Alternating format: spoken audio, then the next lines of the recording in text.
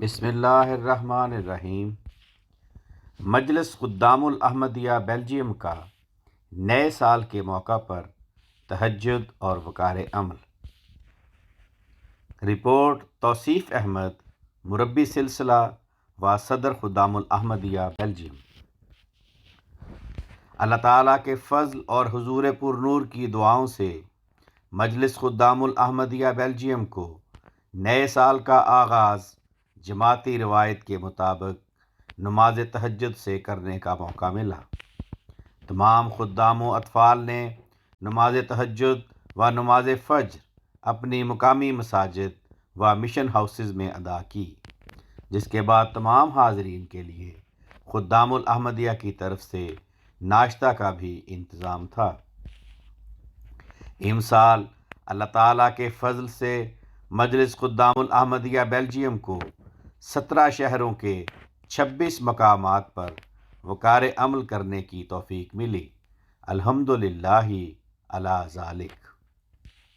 ہمارا مرکزی mission house بیت السلام دلبیگ شہر میں ہے۔ وہاں کے میئر صاحب بھی وقار عمل میں شامل ہوئے۔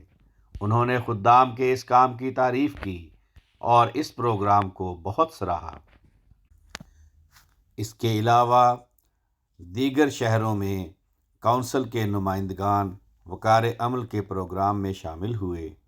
سب نے جماعت کے خدمت خلق کے کاموں کی تعریف کی۔ اسی طرح تمام لوگ جنہوں نے خدام و اطفال کو وقار عمل کرتے ہوئے دیکھا، انہوں نے بہت سراہا اور خدام کی حوصلہ افزائی کی۔ امسال بیلجیم کے ایک ٹی وی چینل RTL نے وقار عمل کے پروگرام کی کوریج کی، جس کی رپورٹ شام کے خبرنامہ میں نشر کی گئی۔ اس کے علاوہ نیشنل اور ریجنل اخبارات نے وقار عمل کی خبر دی اور سوشل میڈیا کے ذریعہ سے وقار عمل کے پروگرام کی کیمپین چلائی، جس پر بے شمار مقامی لوگوں نے بہت سے تعریفی کامنٹس کیے۔ ایک اندازہ کے مطابق اس پروگرام کے ذریعہ 4 لاکھ سے زائد لوگوں تک جماعت کا پیغام پہنچا۔ الحمدللہ علی ذالک۔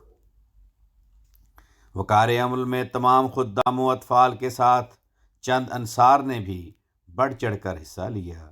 اللہ تعالیٰ سے دعا ہے کہ وہ ہمیں اپنے پیارے امام کی توقعات کے مطابق اسی طرح جماعت کی خدمت کی توفیق عطا فرماتا چلا جائے اور ہم حقیقی معنوں میں خلافت احمدیہ کے سلطان نصیر بن سکیں۔